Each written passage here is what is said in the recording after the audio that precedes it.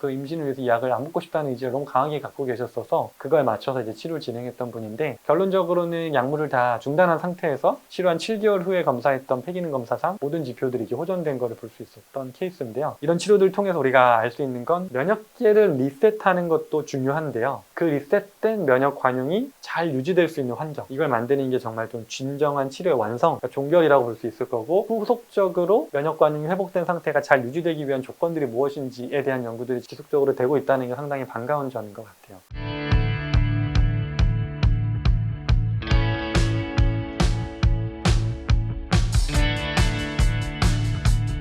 안녕하세요. 이배만의원 허준영 원장입니다. 오늘은 전신경화증에 대한 이야기를 한번 해보려고 하는데요. 지금 유튜브 댓글에 많이 달아주신 내용들 중에 한 분이 유독 직접 달아주셨던 것 같은데, 전신경화증 관련된 이야기를 좀 해달라는 내용이 있어서 이게 전반적인 이 전신경화증에 대한 이야기였고, 그러면 현재 치료가 어떻게 되고 있냐 할 때, 안타깝지만 이 병은 언제까지는 근본적으로 이 질병의 경과 자체를 바꿀 수 있는 치료제는 아직까지는 없어요.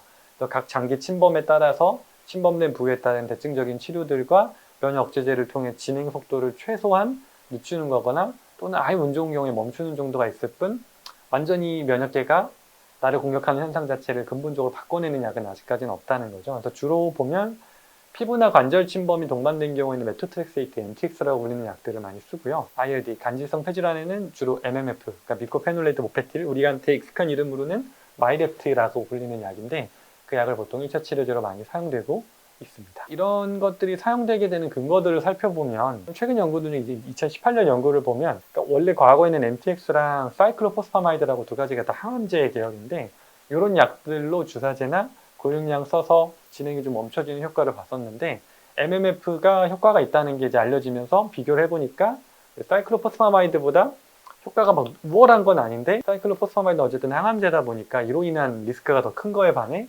MMF는 그런 안정성이 비교적 높다라고 해서 요즘은 폐 질환이 나타난 전신경화증 환자분들한테 거의 다 이 마이레트가 처방되고 있는 걸 볼 수 있습니다.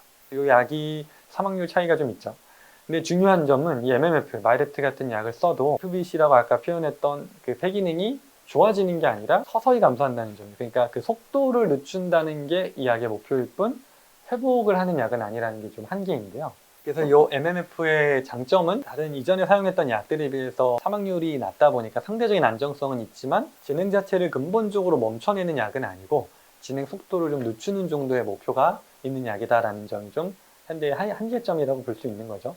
그래서 이제 이것만으로 조절이 안 되는 경우에 요즘은 닌텐다닙이라고 해서 이제 항섬유화제, 보통 폐질환 중에 특발성 폐섬유화증 같은 폐섬유성 질환들에 많이 사용하는 약들은 신약인데요. 이게 이제 최근에 너무 진행 속도가 빠른 폐질환 환자분들께는 처방되는 걸 볼 수 있습니다. 여러 연구들에서 이것도 마찬가지로 폐 FBC 연간 감소율을 한 41ml 정도 억제한다라고 되어 있는데, 근데 이제 연구를 한번 보면 참 안타까운 건데, 이 질병의 특성인데요. 이 닌텐다닙이라고 하는 게 이제 비교적 신약인데도 불구하고 2019년 연구를 보면 NEJM이라고 이제 사실 의학 저널 중에 제일 큰 저널 중에 하나죠. 이렇게 발표된 닌텐다닙의 효과를 분석한 연구를 보면, 플라시보 대비해서 이제 보시면 안타깝다는 게 좋아진다가 아니라 늦추는 속도가 있다. 그러니까 가만히 놔두는 플라시보는 이 정도 폐 기능이 나빠졌던 거에 반해 이걸 쓰면 이 정도 나빠졌다. 나빠지는 정도가 좀 줄었다. 그래프로 보면 더 명확한데, 자연경과상 플라시보는 이런 형태로 폐 기능이 시간이 지남에 따라 이런 형태로 떨어지는 걸, 떨어지는 속도를 늦춰줬을 뿐 떨어진다는 현상이 바뀌지는 않는다는 게 좀 아쉬운 점인 거죠. 그래서 이런 한계점들이 있다 보니까 환자분들이 이제 저희를 이제 찾아오시는 것 같아요. 그래서 약을 써도 계속 폐 기능이 나빠지니까 이렇게 해서는 결국 나중에는 폐가 멈추지 않나라는 이제 두려움에, 그렇다고 다른 방법들을 쓸 수 있는 약들이 없다 보니까 그래도 뭐라도 해보고 싶다 이런 마음으로 오시는 분들이 계시는 것 같아요. 근데 기본적으로 현대의 표준 치료는 폐든 뭐 피부든 혈관 이런 데 염증이 막 생겨나고 있는 이 불을 꺼주는 효과는 분명히 있어요. 왜냐면 강한 약, 특히나 전신경화증 초기에는 스테로이드를 고용량으로 써서 불을 끄고 MMF 같은 마이레트 같은 약들을 유지하는 방식으로 쓰다 보니까 어쨌든 불을 끄는 효과는 분명히 있는 약인데, 중요한 점은 불을 꺼주지만 불이 왜 붙는지, 그러니까 누가 이 불을 붙이고 있는지, 그게 누구인데 걔네들은 어떻게 통제해야지에 대한 부분이 빠져 있다는 거죠. 그래서 근본적인 해결책은 아직까지 없다는 게 이 병의 가장 큰 과제인 거죠. 문의를 주셔서 최근 연구들 좀 찾아보다 보니까 좀 재밌는 내용들이 있어서 사실 그 얘기를 오늘 하고 싶어서 영상을 찍게 된 건데 2025년도에 연구된 걸 좀 살펴보다 보니까 저도 이제 최근에 또 어떻게 바뀌고 있나 문의를 주셨으니 전신경화증의 치료 방법들이 어떤 식으로 추가적으로 개발이 되고 있나 찾아보다 보니까 최근 연구들 중에는 이런 연구들이 진행이 되고 있어요. 그동안은 우리가 어쨌든 지능을 어떻게든 늦춰야 되다 보니까 어떻게 하면 면역기를 효과적으로 억제할까에 포인트를 뒀던 것들이 이제는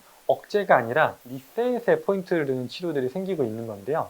첫 번째로 이 자가 조혈 모세포 이식 HSCT라고 하는 치료가 지금 최근 연구들이 진행되고 있는데 근거가 좀 많이 축적되고 있는 편인 것 같아요. 이게 이제 면역 리셋 치료라는 건데 요 세 가지 무작위 대조 임상시험군에서 고용량 면역 억제제로 전 처치한 후에 이 자가 조혈 모세포 이식했더니 기존의 그 사이클로포스파마이드 치료 대비해서 폐기능이 여기 보시는 건 유의하게 개선됐고 실제로 전체 생존율을 높인다는 게 많이 알려지고 있는데 여러 메타 분석 결과들을 보면 전체 사망률 한 50% 정도까지 감소시키는 걸로 나타나고 있어요. 그래서 이 세 가지 연구마다 근거 등급은 조금 차이는 있지만 전반적으로 좋은 결과를 나타내고 있는 건데 마찬가지로 비교군 대비, 컨트롤 대비해서 HSCT를 했을 때 생존율이 상대적으로 올라가는 걸 이렇게 볼 수 있는데요. 이 치료가 또 의미가 있는 거는 이 치료에 참가한 대상군들이 그냥 무난한, 그러니까 왜냐하면 전신경화증도 질병 활성도가 너무 다양하니까 이렇게 강한 치료를 안 하더라도 질병 활성도가 안정적으로 유지되는 분들이 있는데 여기는 그런 분들이 아니라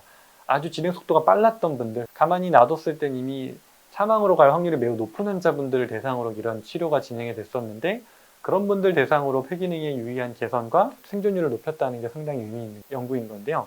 이 기전을 좀 살펴보면 단순한 면역 억제가 아니거든요. 고용량으로 전처치를 해서 완전히, 그러니까 항암제죠. 항암을 쭉 해서 백혈구들을 확 가라앉힌 다음에 그 중에서도 특히 자가 반응성 면역세포들을 완전히 제거한 다음에 새로운 면역세포들을 완전히 주입한다는 개념인 거죠. 새로운 면역기를 완전히 리셋시켜서 한번 다 초토화시킨 다음에 새로운 면역세포들을 유입시켜서 조혈 모세포를 통해 새로운 면역세포들이 똘똘한 면역세포들이 만들어지는 과정을 목표로 하는 치료인 건데 그러니까 그 과정에서 이제 우리가 중추면역관용이라고 하는 흉선부터 다시 활성화돼서 T세포가 자가 항원을 정상으로 인식하도록 다시 재교육을 시키고 이전에 영상에서 말초면역관용이 중요한 얘기를 했던 포스피3나 트레그 같은 애들이 새롭게 생성되면서 면역관용이 회복되는 걸 목표로 하는 치료인 거죠. 이론적으로도 그렇고 실제 효과도 좋지만 다만 이게 이제 리스크는 고용량 전처 치료하는 과정에서 이미 몸이 많이 쇠약해졌던 분들은 이 시술 과정에서 사망하는 사례가 생기다 보니까 시술 관련 사망률이 한 5에서 10% 정도는 비교적 높고 또 이게 엄청나게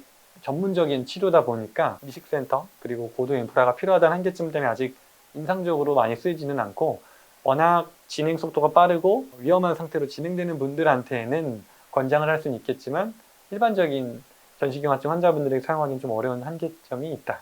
하지만 중요한 점은 이런 면역 관용 회복이라는 포인트에 그 관점을 가지고 치료 방향을 잡았다는 게 좀 의미가 있는 것 같고요. 또 두 번째로도 CD19 CAR-T 칩 세포 치료라고 하는 건데 이것도 이제 2024년, 25년 들어서 주목받는 기술 중에 하나인데 환자 본인의 세포에서 이 T세포를 추출한 다음에 그 중에서 CD19 B세포가 가지고 있는 표피 단백질 중에 하나인데 이거를 표적으로 하는 키메라 항원을 변형시킨 거죠.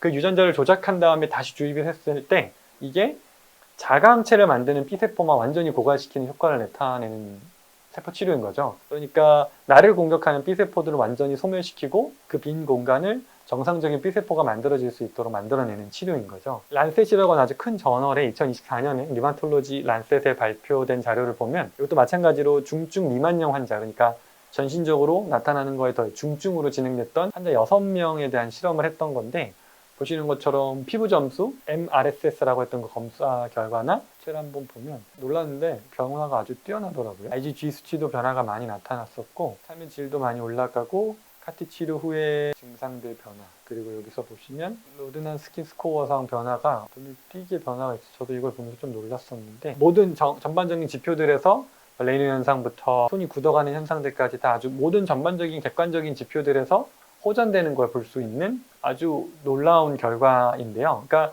B세포가 자가 반응성을 일으키고 있는 그 B세포들을 완전히 소멸시킨 다음에 새로 재구성되면 그 중에서 이제 자가 반응성 클론이 없는, 그러니까 자가 반응성을 일으키지 않고 있는 애들이 생성되고 걔네들이 먼저 자리를 잡아주면서 자가항체 효과가 실제로 확 떨어지면서 완전히 감소하거나 소실되는 경우도 관찰됐다고 하니까 아주 놀라운 치료이기는 하죠. 근데 다만 이 연구도 이제 한계는 나머지 임상 증상들은 다 좋아진 거에 비해 폐섬유와의 역전은 아직까지 달성하지 못했다는 게 이게 이제 좀 어려운 점인 것 같아요. 왜냐하면 당연한 얘기인데요. 자가 반응성은 멈췄지만 폐까지 이미 공격을 해서 폐가 섬유화돼 버렸다는 건 흉터가 생겼다는 거니까 흉터가 생겨버린 질환들에선 돌아오지는 못했다는 한계는 가지고 있지만 그럼에도 아주 유의미한 결과를 나타냈던 새로운 치료인 것 같아요. 근데 이제 이것도 마찬가지로 문제는 이 치료도 장기 데이터가 아직 좀 부족하고 재발률이 사실 좀 높게 많이 발표가 되어 있어서 초기에는 확 항체도 떨어지고 했지만 또 어찌됐든 그 B세포 레퍼토리가 또 자가 반응성 클론을 갖고 있는 애들이 생겨나면 그로 인한 자강체 재발생, 그로 인한 재발까지도 아직은 좀 한계가 많은 치료 방법인 것 같긴 합니다. 하지만 아주 놀라운 관점의 변화라는 점을 오늘 좀 이야기를 하고 싶은 건데 그러니까 결국 이렇게 새로 개발되고 있는 조혈모세포 이식이나 이런 카티 치료 같은 것들이 다 방법은 다르지만 같은 곳을 향하는 건데 그러니까 그동안은 우리가 계속 어떻게 하면 효과적으로 면역계를 억제할까 안정적으로 부작용을 줄이는 상태로 억제할까의 목표를 뒀던 게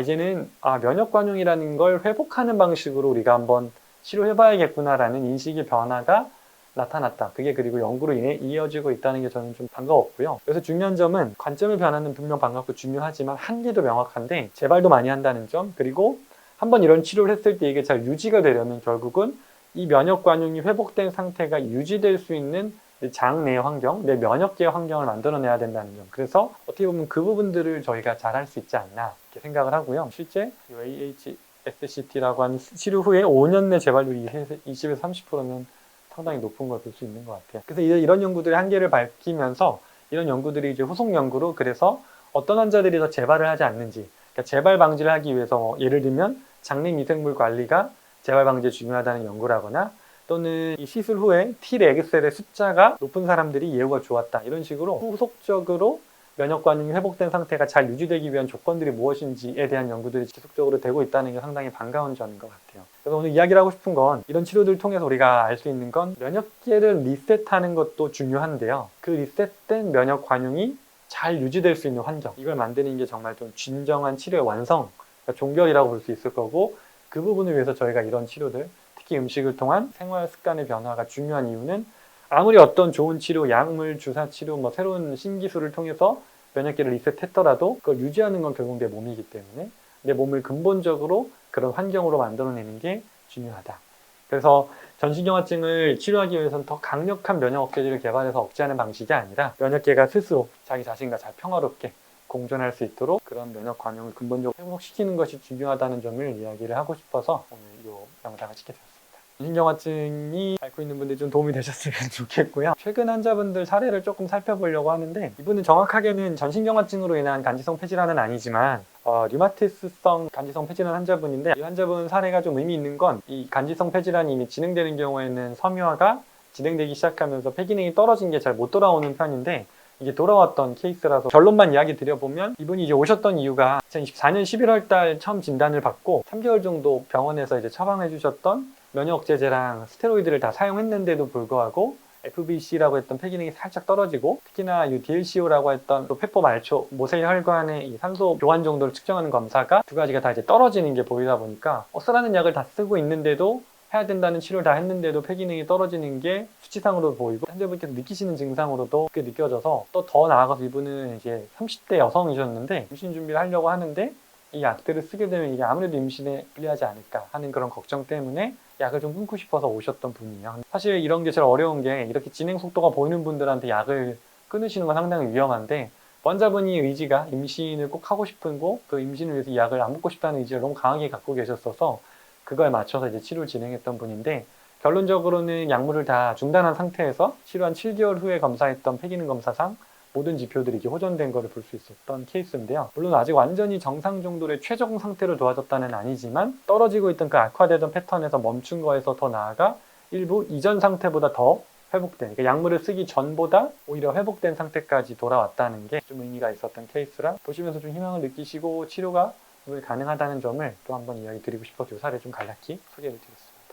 환자분들 중에 실제로 좋아진 분들이 종종 계세요. 근데 워낙 비율도 낮고 하다 보니까 제가 환자분들께 설명을 드릴 때 희망은 버리지 말되 너무 과도한 기대는 또 실망이 되니까 저는 가능할 것 같긴 한데 일단 확실한 게 목표 우리가 삼아야 되는 건 멈추는 게 일단 목표고 멈춘 뒤에 회복까지는 그 다음으로 고민하셔라 이렇게 많이 설명을 드리거든요. 제가 계속 아쉬운 게 극적으로 좋아진 분이 한 분이 계신데 장면을 찍자고 할 때마다 도망 다니셔서 자기는 너무 부끄럽고 못하겠다. 저희가 잘한다를 보여드리는 것도 있지만 그런 분들 희망이 되니까. 그러니까 제가 아무리 좋아졌습니다 말씀드려도 검사 결과보다 그런 분이 본인 얼굴로 이야기해 주시는 게 제일 큰 힘이 되는데, 아무튼 그분이 영상 보고 계시면 한번 잘 찍어주시면 참 좋을 것 같긴 합니다.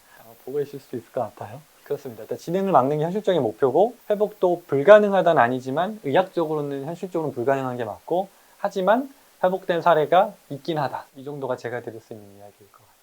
사실 제가 전신경화증을 안 다뤘던 이유는 이 질환이 다른 질환들에 비해서 치료가 잘 되고 있다는 거를 보여드리는 방법이 좀 제한적이라서 그런데, 예를 들면 자가면역 질환들 중에 제가 이제 제일 수치로 보여드리기 쉬운 게 염증 수치 같은 것들인데, 류마티스 관절염이나 쇼그렌 증후군 이런 자가면역 질환들은 염증 수치라는 어떤 명확한 병의 활성도를 보여줄 만한 지표들이 제 이야기만이 아니라 일반적으로 표준적으로 이야기하는 지표들이 있다 보니까 그걸 가지고 설명을 드리기가 좀 쉬운데, 전신경화증은 그런 지표들이 일반적으로 할 수 있는 검사들 중에 특히나 혈액 검사로 보기에는 한계가 많고, 이걸 질병이 회복되고 있다를 보는 지표들이 상대적으로 주관적인 전문의가 피부의 경화도를 체크하는 방식을 가지고 일반적으로 활성도를 측정하다 보니까 결론적으로는 좋아진 분들이 많이 계신데, 그 좋아졌다는 걸 증명할 방법이 없는 거죠. 이런 지표로 이런 검사 결과 좋아졌습니다 할 만한 것들이 없고, 병원에서 판단하기에 좋아졌습니다라는 이야기를 듣는 건데, 그걸 제가 입증하기가 어렵다 보니까 영상을 찍는 게 좀 꺼려졌던 게 있고요. 또 사회자분들 중에 실제 좋아진 분들이 경험적으로 이 질환이 유독 다른 질환들보다 사례자분들이 얼굴을 드러내기 싫어하셔서, 왜냐면 이게 막 좋아졌다가 드라마틱하게 굳었던 게 확 풀렸다거나 이러면 뭐 신나서라도 하실 텐데, 이 질환의 특성이 질병의 자연경과라고 하죠. 원래도 악화되는 속도가 있는데 그걸 멈추기만 해도 사실 치료가 성공이라고 보거든요. 이거는 저 의견이 아니라 그냥 표준적인 치료의 목표도 경화도가 완전히 정상화된다 보단 경화가 진행되는 속도를 멈추고 일정 수준 안에서 유지되고 있으면 치료가 잘 되고 있다라고 보는 건데, 그러다 보니까 환자분들 입장에선 나 좋아졌어요, 이제 자랑스럽게 하고 싶어요 라고 하기에는 조금 아쉬운 질환인 거죠. 류마티스도 퇴행성 같은 경우는 뼈가 튀어나오거나 하시는 분들은 돌아오는 게 좀 어렵다고 들었는데, 경화증도 피부 쪽으로 나오시는 분들은 섬유화처럼 그렇게 되면 돌아오는 건 좀 좋은 비유를 해주신 건데, 그러니까 딱 류마티스랑 동일한데요. 류마티스에서 염증이 진행되고 있는 과정은 분명히 좋아집니다. 염증이 막 부었다, 팽창됐던 염증 관절들은 돌아오는데, 그게 너무 오랫동안 방치돼서 이미 변형이 와버리니까, 변형을 환자분들이 오해하시는 게 그냥 뭐 안 움직이면 변형, 그게 아니라 실제로 뼈와 뼈가 엑스레이상 붙어 있고 염증이 너무 오래돼서 뼈가 붙고 완전히 뼈가 변형이 된 분들이 오셔요. 근데 그런 분 상처가 생겨서 흉터 생긴 게 못 따라오는 것처럼, 예를 들면 뼈가 부러져서 뼈가 잘못 붙었다? 그건 다시 못 돌아옵니다. 그런 개념으로 류마티스에서도 회복될 수 없는 부분들이 있는 것처럼 전신경화증도 마찬가지로 이미 섬유화가 완전히 진행돼 버린 피부는 못 돌아옵니다. 근데 완전히 진행됐다는 기준이 참 애매한데, 보여지는 걸로 판단하기가 어려워서 이제 치료해보면 완전히 빳빳하게 강직도가 있던 것들이 어느 정도 주름이 잡히는 정도까지는 돌아오는 경우들은 보는데요. 이게 말로 표현하기 어려운 그 지표라서 어쨌든 기본적으로는 이미 섬유화가 진행돼 버린 피부도 폐도 못 돌아오는 게 맞기는 합니다. 건선 아토피랑 좀 어떻게 다른 걸까요? 그 보이는 거에서. 보이는 거는 사실 전혀 다른데, 전신경화증 환자분들 손은 만져보시면 이게 완전히 빳빳하게 굳어 있어서 석고 같아요, 피부가. 그리고 오히려 막 윤기가 나요. 왜냐면 너무 굳어 있기 때문에 약간 이제 윤기가 나는 돌처럼 굳어 있거든요. 그럼 손도 아예 이 상태로 그냥 굳어 있는 분들도 계시고요. 건선이나 아토피는 그런 형태로 나타나지 않고, 태선화로 이제 굳었더라도 비우됐더라도 그거는 움직일 수 있는 비유랑 전혀 다릅니다. 만져봤을 때 양상이 전혀 다릅니다. 견선이나 아토피에서 나타나는 비유는 그래도 주름이 잡히고요. 피부가 어쨌든 각질인 거지 섬유화된 게 아니기 때문에 다 주름이 잡히고 움직여지는 거에 반해 주름이 안 잡히거든요. 손이 완전히 빳빳해져서. 치료되는 과정에서 건선 탈락된다고 하시잖아요. 그러면 전신경화증은 뭐 섬유화되는 건 아예 뭐 탈락되거나 그런 게 아예 없이. 좋아지는 경우가, 그래서 보통은 굳어있던 피부가 막 말랑말랑해질 때 초기에 좀 가려운 현상들이 많이 생겨요.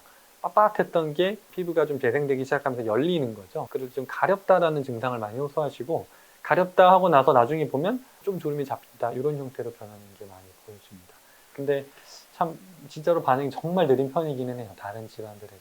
오히려 만약에 염증 수치 같이 전신경화증 환자분들에도 CRP나 ESR 수치가 나오는 분들이 있어요. 그런 분들은 경과를 관찰하기가 쉽거든요. 저희가 처음에 많이 설명드린 6개월 흐름상 염증이 오르고 백혈구가 오르내리는 패턴이 그 전신경화증에서도 보이는데, 염증 수치가 안 나타나고 전형적인 피부 경화만 나타난 분들은 어느 단계에 있는지 체크하는 게 좀 어려운 편이긴 합니다. 혈액 검사도 명확하지가 않아서. 다른 질환들이. 사례자분도 하얗게 됐다가 파래졌다가 약간 보라색으로 변하는 그런 사진들도 저희가 가지고 있습니다. 레이노 증상을 사진을 가지고 있지는 않네요. 생기는 걸 찍어봤자 그게 없어졌다는 걸 증명할 방법이 없잖아요. 레이노라는 게 계속 있는 게 아니거든요. 스트레스 받거나 찬 공기에 노출될 때만 생기는 건데 찬 공기에 노출돼도 안 생겼어요를 말로 들으면 그런가 보다 하는 거지, 그걸 제가 체크할 수가 없다 보니까 그걸 만약에 보려면 말초혈관 검사라는 게 또 있기는 해요. 근데 저희가 그건 여기 살 수는 없어서 사진을 이렇게 의미 있게 보지는 않다 보니까 가지고 있지는 않습니다. 환자분들 표현상 예전에는 겨울이 아니라 막 가을만 돼도 손이 막 레이노가 나타났던 게 이번 겨울엔 한 번도 없이 넘어갔어요, 이렇게 말하시는 경우들이 이제 호전됐구나 라고 이제 추정을 하는 거죠. 표준 치료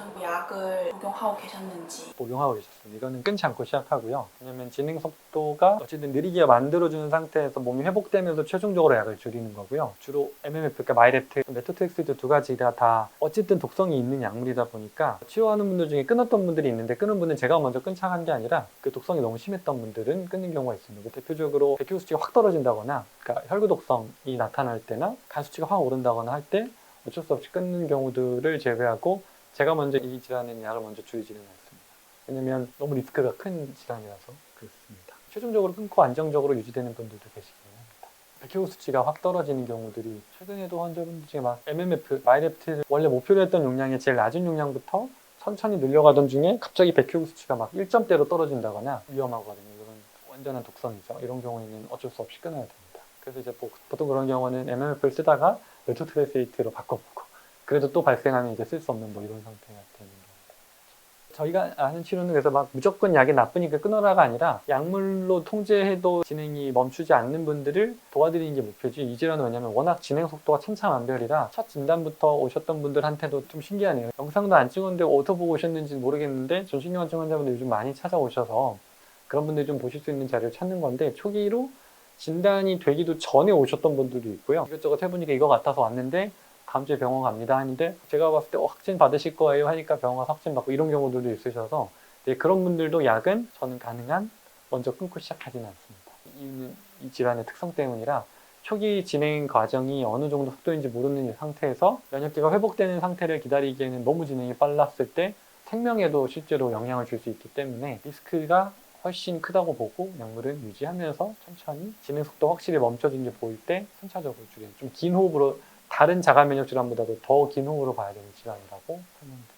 저희 치료 사례자분은 기간이 어느 정도 되셨었나요? 그분 같은 경우는 6개월에 어느 정도 변화를 봤던 분, 오래전에 진단을 받고 약을 계속 썼는데도 약간 진행 속도가 약간 지지부진한 상태여서 오셨던 분이라, 그런 경우는 이제 이 자연경과상 이미 초기에 확 올라가는 시기 넘어간 상태였기 때문에 안정적으로 약을 줄이고도 괜찮았던 경우가 있고요. 약을 끊지 않고 그냥 괜찮은 상태까지 만드는 경우들도 있고, 진행 초기에 왔던 분들은 긴 호흡으로 봐야 되겠지만 최근에 치료하는 분들 중에 거의 20년 된 환자분들도 있어요. 20년 동안 계속해서 악화되기만 하고 막 하니까 오셨던 분들, 그런 분들은 더 긴 호흡으로 봐야 되는 거죠. 그렇게 긴 기간 동안 이제 약을 계속 드시는데 계속 유지가 되면 그것도 괜찮다고 봐야 되는 건가요? 사실 유지가 되면 괜찮다고 보고 저희한테 안 오시죠. 근데 이제 유지가 안 되고 계속 다른 합병증들이 생기는 거죠. 그러니까 예를 들면 임팩스나 MMF 사용하면서 다른 암이 발생한다거나, 통계적으로는 유의성이 있겠지만 직접적으로 그게 유발했다고 보기는 어렵지만 어찌됐든 그런 면역제제를 오랫동안 사용하면서 다른 합병증들이 발생해서 이런저런 치료 계속하면서 몸이 하나씩 계속 무너질 때, 그때에 대해서 이제 저희한테 오시는 경우들이 좀 많은 것 같아요.